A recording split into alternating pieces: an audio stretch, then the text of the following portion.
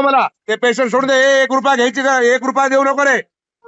1 रुपया देत नाही दादा याचे, नाही नखरे झाले त्याचे, लुटमार नाही, झाली सगळी. नाही, 1 रुपया द्यायची गरज नाही. अहो तर गरीब घरचं आहे, रोजानं चलते आणि त्याला तुम्ही याला असं सत्व येतं पोरगी मिळत दादा येईना.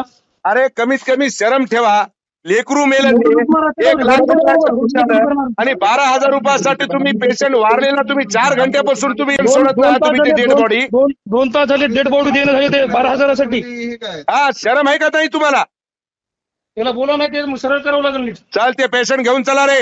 काय व्हायचं तर होऊ द्या. चालते दादा, जय महाराष्ट्र.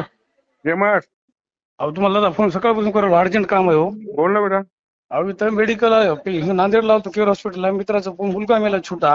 हे बिल गेलं 2 लाख रुपये. 12,000 रुपयासाठी पेशंट देण्यात झाली ती बॉडी एकराची. ठीक आहे, धंदा आहे काय मेडिकल मध्ये?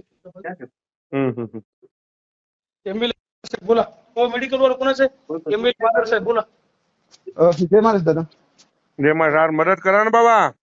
दादा ऐका ना, हा. मी त्यांना वरचं हॉस्पिटल 1 मिनिट सर, मी बोलायलो ना बांगर सरांना 2 मिनिट सर, तुम्हाला बोल द्या. मेडिकलचं आहे ना सर? हॅलो. हा.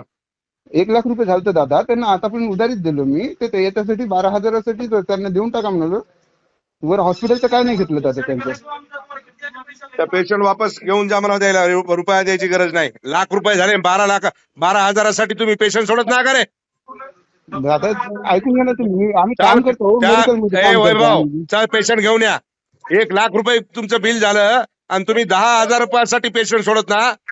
हा, दादा आम्ही तुम्हाला मदत माहिती आहे का नाही त्या होत. मेडिकलवर किती कमाई राहतील काय राहतील तर?